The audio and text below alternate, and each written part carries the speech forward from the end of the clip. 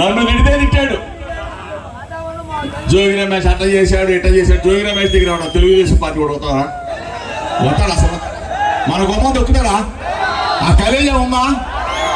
పేదవాళ్ళు వస్తారు, బలహీన వర్గాలు వస్తారు, బీసీలు వస్తారు, ఎస్సీలు వస్తారు, మైనార్టీలు వస్తారు, నిరుపేదలు వస్తారు, అగ్రవర్ణాల్లో ఉన్న పేదలు వస్తారు.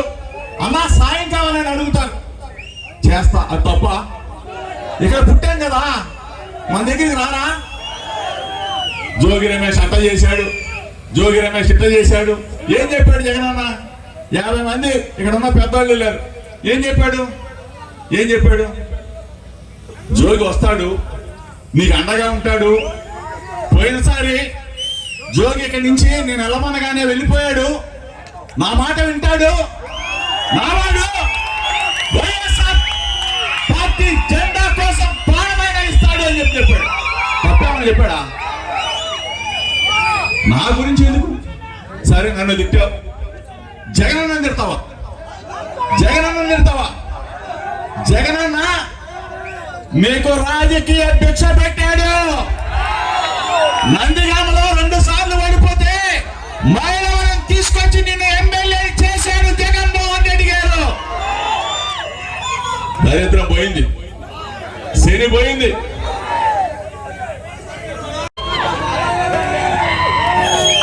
డబ్బులు వచ్చేదాకా జగనన్న అంత గొప్పవాళ్ళు లేడు.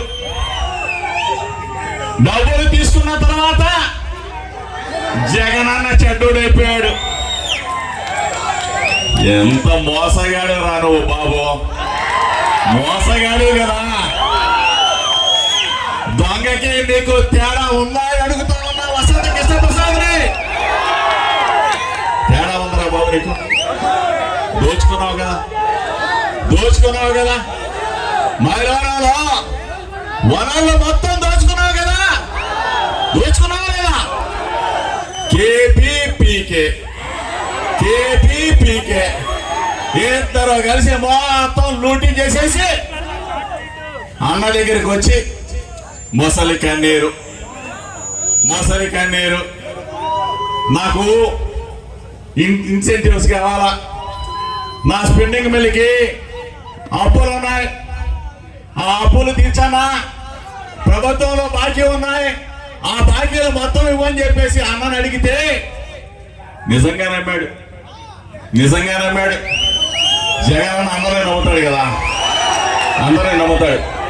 శత్రువుని కూడా నమ్ముతాడు. పాపం మంచివాడు, మనసు ఉన్నవాడు కాబట్టి కోట్ల రూపాయలు ఇన్సెంటివ్స్ ఇచ్చేసి మంచివాడని చెప్పి అనుకున్నాడు. పాపం తీరా చూస్తే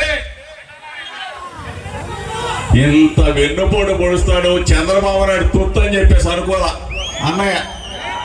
నేను చెప్తానే ఉన్నా అన్నా, 6 నెలల కింద నేను చెప్తున్నా అన్న మోసగాడన్నా, నమ్మొద్దన్న అంటే కాదులే జోగి ఇరు జోగి అన్నాడు. నిజంగా బాధ అనిపిస్తాం.